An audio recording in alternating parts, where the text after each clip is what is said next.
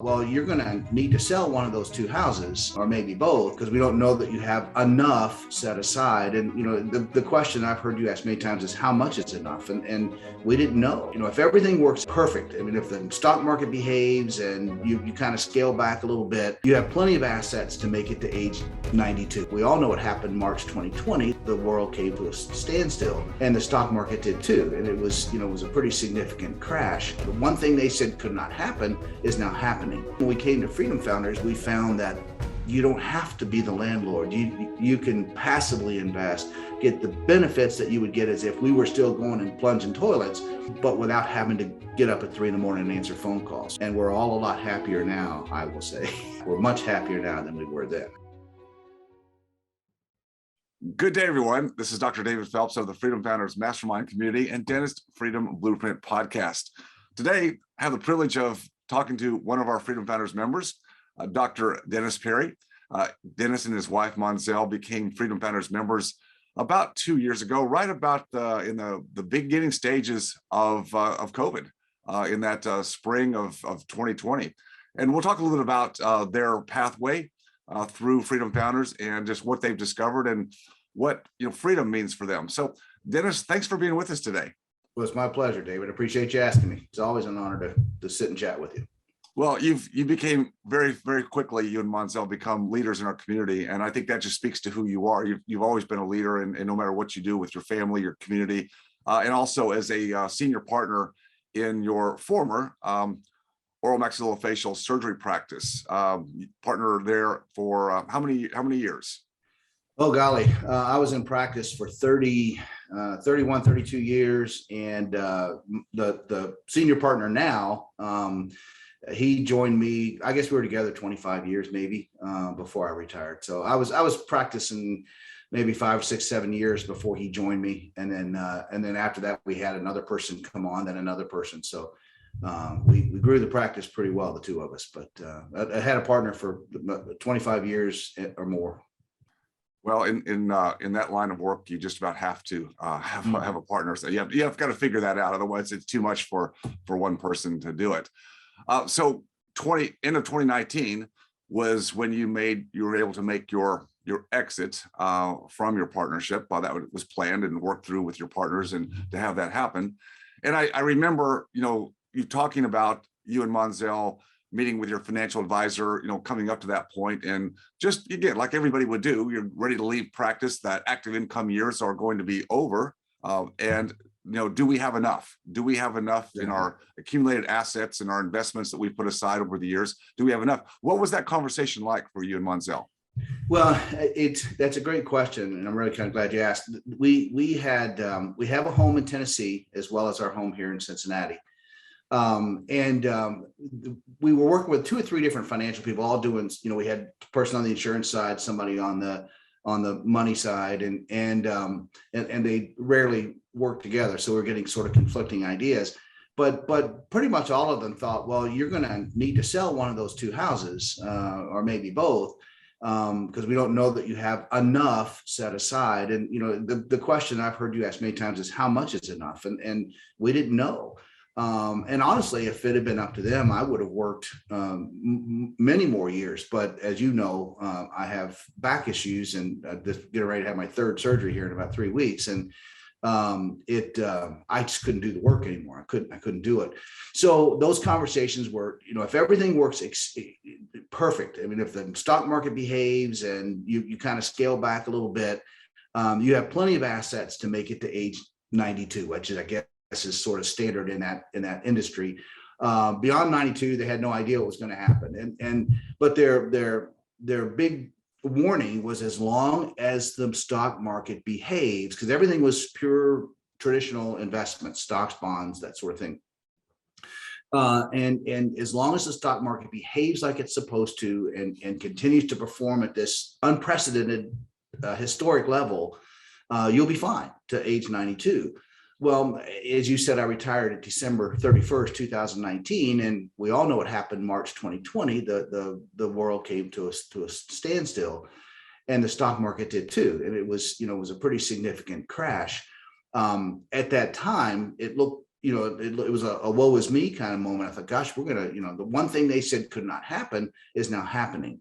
And that's really kind of what I had been in touch with some people in Freedom Founders for probably 2 years. And because of a prior experience, I just didn't want to take the plunge. And when the world changed, when the stock market stopped behaving, then Monzel and I said, we need to do something different. And at the time, you were completely virtual. That June meeting, June 2020, was all virtual, which, by the way, was an outstanding experience considering how you had to pivot and go to a virtual world. And we were a couple of hours into a 3-day virtual workshop or conference, and we were starting to nudge each other, saying, I think we need to look at this more closely. And by the end of the first day, we were pretty much on board. So, but back to the original question, the advice we had been given, or the wisdom that had been imparted on us, was as long as the stock market continued this historic climb, we had nothing to worry about. But if anything else changed, we're going to be going back to work in our 70s, and that was not an appealing option. So, Dennis, that's often the advice or consult that many people are given in the traditional financial world, is as long as everything stays static or status quo, you can make it. As you said, oftentimes I see that number too. It's like 92 years old. I'm not sure where they come up with that number. And I'm not bashing people in the financial world. I just find that their algorithms are kind of set, kind of cookie cutter-ish to blend to get to 92. And if everything stays the same, we've gone through, in my relatively short lifespan, but talk about my adult years being some 40 plus years, about the same as yours, is we've seen a number of market cycle corrections. It's just part of our world. The market goes up, the overall general market goes up, and then it goes through a correction at some point. It's just the way it works. And to think that, well, gee, you're betting that your retirement date is going to fit nicely into a point where the market stays up for a good number of years before it does its correction, that's kind of rolling the dice, right? And I think what you and Monzel felt, and a lot of people felt when 2020 hit, and in March of 2020, as you said, the markets just went to a free fall for several weeks until the Fed came in and saved the day, which that's a discussion for another day. How many times can the Fed save the day? And I think we're all a little bit thinking, this can't go on like this forever. But it was that wake-up call to say, hey, we've seen this before, where the markets, because they're so emotionally driven, one thing can trigger it. And, in a matter of just less than 10 days, the market had free fallen, over 33%. That's what happened in 2008. That's what happened in 2000. We can go back in the cycles and say, this is kind of typical. So for us in our world, and I think what people are trying to look at, particularly when you're leaving active income, is what do you do when to steady that out? And oftentimes financial advisors would say, well, we've done the stock market equities all these years, and you've through active income, it's gone up and down, and here's what you've got right now. We better convert you to something safer, like bonds, right? I mean, bonds. Well, that's safer on the capital stack, but goodness gracious, bonds don't pay anything. And with an inflation rate that, as we're speaking today, that just came out this week at 8.5% CPI, which, look at the real numbers, it's probably double that. How can you even get close to making your money last in an inflationary environment where we're well into double digits, earning 2%? It's just the numbers are there. I mean, it doesn't take a math wizard to figure out that's not going to do it, right? So you mentioned something else, and I want to go back to it, is that you had previously, like many years ago, like even before the 2008 Great Recession, you and Monzel had, again, because I think we're all this way, Dennis, we're curious, and is there some better way to do something? And you had, through another group of people, we don't need to name names here, of course, right. It doesn't matter, but you had ventured out and gotten involved in some real estate. I think it was like single family rentals, if I'm correct, that you got involved in back around 2006. Was that about the date? Yeah, interestingly, that's when we got really interested and got involved in this other group and invested a fairly significant sum of money just to be part of the group. Mm-hmm. similar to Founders, well, not at all similar, but along the same lines as Freedom Founders, they had their, I don't know what they call them, but trusted advisors. The only difference is they had never been vetted. They were, hey, I got some deals. Well, sure, come on, let's share them. And so a lot of us just with no due diligence. I know of at least one other Freedom Founders member who was in the same group and kind of got trapped as well. But with no due diligence on our part, because we weren't taught it, we didn't know how to do it. A lot of us just kind of, just dove into the deep end and started, investing in multiple restaurants and apartments and things and kind of all over the country, but without any vetting, even by the primary person in the group. And most of those things went south, and people lost everything. And I lost Monzel, and I'll put it on me. She asked me not to get involved, but I did. And so it was totally on me, but it was a fairly large 6-figure loss, and which for a lot of people maybe listening to this, that's, well, 6 figures you can recover from that, and we did recover from it.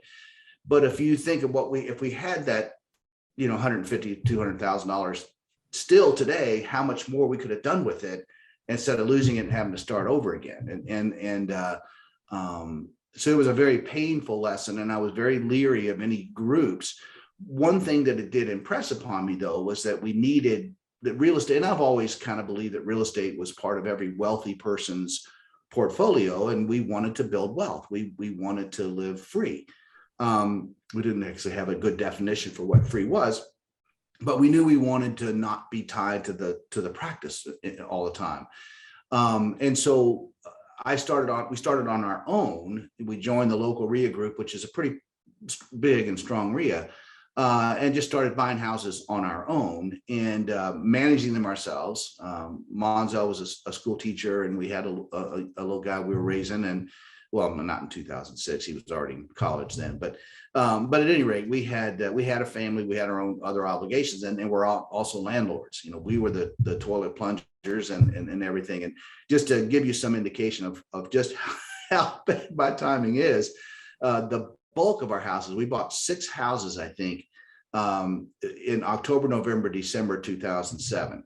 That's when we really loaded the boat, and we did the so-called pretty house business. We were buying nice homes and paying pretty much asking price for them. So it was another big lesson learned. We managed to get through that 2008-9 period and come out on the backside, and we made a little bit of money on each of them. But the stress and the pressure and the frustration of that, and back then, not to be impolite or rude to any group of people, but if you could fog a mirror, you could get a loan, you could get a mortgage. You didn't, the banks were just throwing money out to anybody. So the good renters were now buyers. So the only people left to rent were the worst of the worst. And so we got our houses torn up.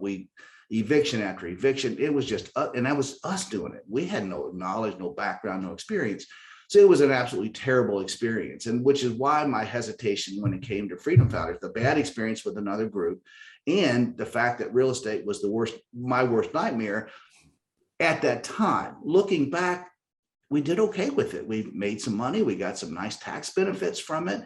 I was working, so we didn't get them at the time, but after we sold the last one, our CPAs were able to take some of the accrued losses, and it worked out well for us. But it was just a struggle along the way, and I didn't want to get involved in that again. But again, when we came to Freedom Founders, we found that you don't have to be the landlord. You can passively invest, get the benefits that you would get as if we were still going and plunging toilets, but without having to get up at 3 a.m. and answer phone calls. So it was just it was a beautiful thing. And I just want to go back real quickly. I meant to say as well, with the 92-year-old thing, that may be enough. 92 years may be enough. But for Monzel and I, we're planning on making it to 105. So we want to see our 75th anniversary. So for what reason, who knows? But if we're going to make it to 105, we got to do something besides age 92. That's our other big motivation as well. So. Well, that's interesting because, Dennis, I always say to people, I say, do you want to live, an average life?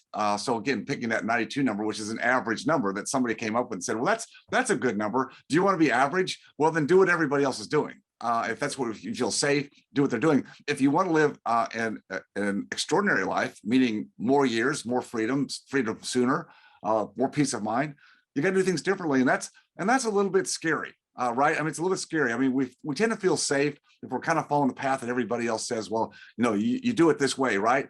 But the real writing on the wall happens when we near that point where, in your case, in many people's case, they want to take their foot off the pedal a little bit. They want to transition out. And then you start to really look hard at your numbers. And then you start to go, well, wait a minute, I never really looked at it this way. This has actually got to work for the next 35 years for us, and we never even learned how to make money. I mean, we learned how to accumulate, we learned how to save, we learned how to be disciplined, and that's good. But we never learned how to turn these investments into cash flow.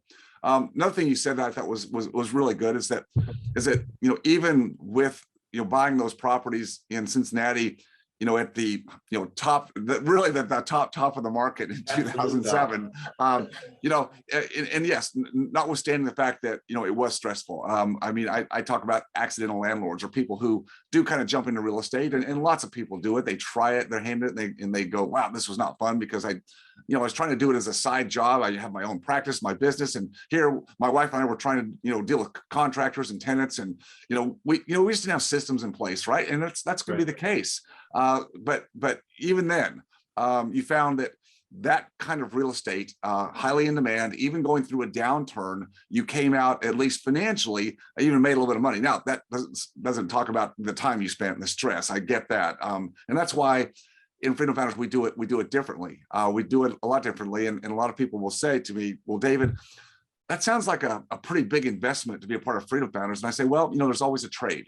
I mean, it's because people say, well, couldn't I just go do this myself? In fact, I talked to an endodontist just this week who was very interested in Freedom Founders, but it's his question to me, and I think it's a valid question. His question is said, well, David, why couldn't I just go, into my community, in my city, and talk to my realtor and ask my realtor to go help me buy some properties? I said, you certainly could do that, yeah. But is that really what you want to do? Do you think that's really a smart move? Right? I mean, I just, I had to kind of toss it back and say, yes, you could do that. And that's what I did when I was in my 20s, right? I mean, when I had more time than money, and I could run around to properties and deal with the headaches, and learn. But when you're in mid-career, latter part of career, you've got family, you've got a business, you got a practice. It's probably not the time you want to get started in some side gig that you don't really have any merits or studies about. So I think it's about speed to goal. And if you want to get some of your money out of the volatility of the market, the financial markets, and learn to put it into alternatives, which just by nature, and you even said it during that 2007, 8, 9, 10 downturn, much more stability because it's an inefficient market, which means the emotions don't drive that market. Yes, the cycles do affect real estate values, certainly will again, but it's the cash flows. It's the sustainability of the cash flows and understanding what assets are going to do that and how you get through those down cycles, because we talk about we're going to have a correction. I think we're close, Dennis. I think we're close when we talk about it in Freedom Founders and how that works. I'd like to go ahead. I'm sorry to mean to interrupt you, but one thing that I would say to the endodontist or really anyone else who's in that same position, regardless of what title they have, and I'm in a different part of life and I can look back and see mistakes I made. If they took the money that they would, in the time and the effort that they would have to spend being a landlord and manager of real estate, and invested that same amount of time and money in their skill sets and continuing education and building their practice, they would have an asset far greater. In the end analysis, they'd have an asset that was worth far more to them than the stress and headaches of being a landlord. That's what I would say to them. Yes, you can do it. I did it, and many people in Freedom Founders have done it that way, and we're all a lot happier now, I will say. And I'll speak for the whole group that has traveled that path. We're much happier now than we were then, I can tell you. So. If you enjoyed watching or learning from this video, please leave a like and subscribe to my channel for more content. If you have a question about any of my content or this specific video, just please leave a comment down below. And as always, stay focused on your freedom. I'll see you next time.